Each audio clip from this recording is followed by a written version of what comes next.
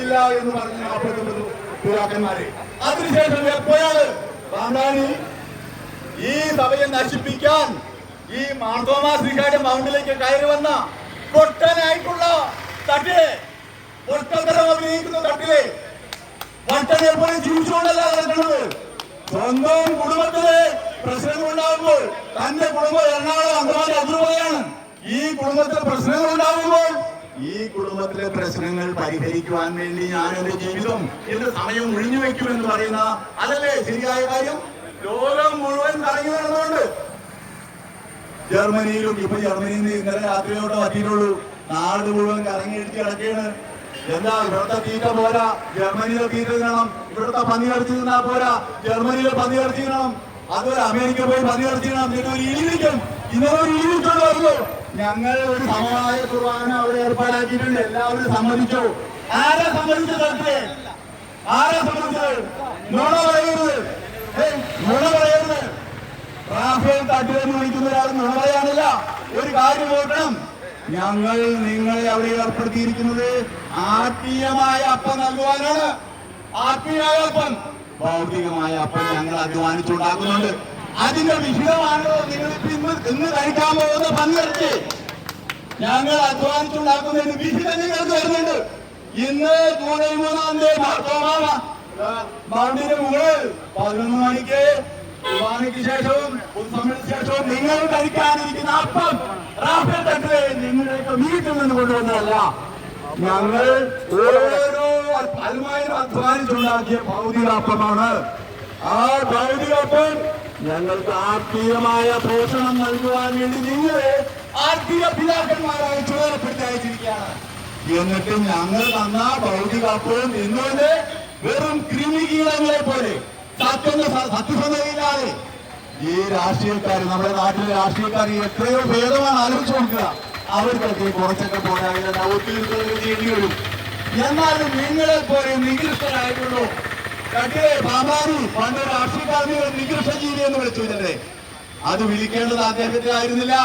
തട്ടിൽ റാഫേൽ തട്ടിൽ നിങ്ങൾ ഓർക്കണം, കേരളത്തിന്റെ ലോകത്തിലെ കത്തോലിക്ക സഭകളിൽ ഏറ്റവും തീക്ഷണ വിശ്വാസമുള്ള, ലോകം മുഴുവനും പോയി ജനങ്ങളോട് സുവിശേഷം പ്രസംഗിച്ച് അനേകം ജനങ്ങളെ ഇതിലേക്ക് ആകർഷിച്ച സീറോ മലബാർ സഭയുടെ ഏറ്റവും ചൈതന്യമുള്ള സഭയുടെ ഏറ്റവും ഉത്തുംഗങ്ങളിരിക്കുന്ന ആത്മീയാചാര്യനാണ് നിങ്ങൾ.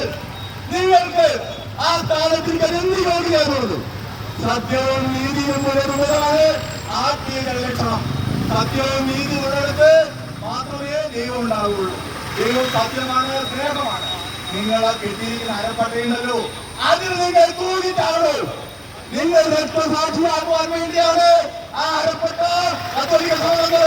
തനിക്ക് പറ്റിയത് ഒരു കയറിൽ തൂങ്ങി ആ ചൂടൻ അരപ്പട്ടയിൽ തൂങ്ങി കയറുക. തനിക്ക് പറ്റിയ പണികളാണ്. അങ്ങനെയെങ്കിലും ഞങ്ങളുടെ തീർമാനം രക്ഷപ്പെടട്ടെ.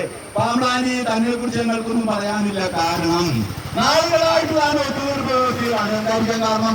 തന്റെ ചരിത്രം നല്ലതല്ല. താൻ പലതരത്തിലുള്ള സിനിമകളും ചെയ്തിട്ടുണ്ട്. അതുകൊണ്ട് താൻ ചിന്തിക്കുന്നത് ഈ പുരോഹിതന്മാര് എന്നേക്കാൾ കുറേയും കൂടി നല്ലവരാണല്ലേ. ഞാൻ എന്നേക്കാൾ നല്ലവരായ അവര്, ഞാനൊരു തിന്മയിൽ ജീവിക്കുന്നവൻ, ഇവരെത്രയും നല്ലവര്, എന്നേക്കാൾ ഭേദമാണ്. ഞാൻ അനേകം അഭിപ്രായം തോന്നാസം ചെയ്തിട്ടുണ്ട്. അതുകൊണ്ട് അവരെ ചേർത്ത് പിടിച്ച് സഭയോടൊപ്പം നിർത്തണം. എന്റെ പാമ്പെ ആദിമ നൂറ്റാണ്ടില് ആദിമ പറുദീസയിൽ വന്ന പാമ്പെ, ആ പാമ്പിന്റെ പുനരവതാരമാണ് ഇന്ന് എറണാകുളം എതിർവേദിയിൽ ഈ മാർത്തട്ടിൽ നിന്ന് വികാരിയായി എത്തിയിരിക്കുന്ന മാർ പാമ്പാനി എന്ന് ഞങ്ങൾ വിശ്വാസികൾ പ്രഖ്യാപിക്കുന്നു. നിങ്ങളെ ഞങ്ങൾക്ക് ആവശ്യമില്ല. ഏറ്റവും വിശുദ്ധമായ ഒരിടത്ത് പാപിയായ ഒരുത്തനെ സഭയിലിരിക്കാൻ സാധ്യമാകുമോ? സാധ്യമാകുകയില്ല. ഞങ്ങൾ പറയുന്നു, സഭയുടെ കുർബാന ഞങ്ങൾ എന്ത് വേർപെടുത്തും, സംരക്ഷിക്കും. ഒരു വേദനു വേണ്ടി പിശാചുക്കളായ അൽമായ മുന്നേറ്റ പ്രവർത്തകരെ നിങ്ങൾ വെറുതെ കരുതണ്ട. എറണാകുളം അംഗവാലി അതുപോലെയും മറ്റു 34 രൂപയും പോലെ ഞങ്ങൾ ഇവിടെ സഭയുടെ സഭ അനുശാസിക്കുന്ന നമ്മുടെ മാർപ്പാപ്പ നമുക്ക് കൽപ്പിച്ചു നൽകിയ ഏകീകൃത കുർബാന ചെയ്യും. അതിനുവേണ്ടി രക്തസാക്ഷ്യം വഹിക്കുവാൻ വേണ്ടിയാണ് ഞങ്ങൾ കുരിശുമേന്തി വന്നിരിക്കുന്നത്. ചില്ലുമേടയിൽ ഇരിക്കുന്ന പിതാക്കന്മാരെ നിങ്ങളുടെ സിംഹാസനങ്ങൾ ചിതറിക്കാൻ പോവുകയാണ്. ഭൗതികതയിൽ ആറാടുന്ന ശിരോമസഭയിലെ സ്ഥിരത്തിലാക്കന്മാരെ നിങ്ങൾ തിരിച്ചറിയുക. ദൈവം സത്യത്തിനും നീതിക്കും വേണ്ടിയുള്ളതാണ്. അതിനാൽ ദൈവം നമ്മളോടുകൂടെ നമ്മുടെ മാതാശ്രീക പറഞ്ഞതുപോലെ അവന് വേണ്ടി, മസായിന് വേണ്ടി, അവന് വിശ്വാസത്തിന് വേണ്ടി ഞങ്ങൾ മരിക്കാൻ വേണ്ടി വരും. രക്തസാക്ഷ്യം മരിക്കാൻ വേണ്ടി ഇതാ വന്നിരിക്കുന്നു. ഞങ്ങൾ പോലീസോ പട്ടാളമല്ല. ഈ ലോകത്തിന്റെ സർവ്വശക്തികളെ വന്നുകൊള്ളട്ടെ.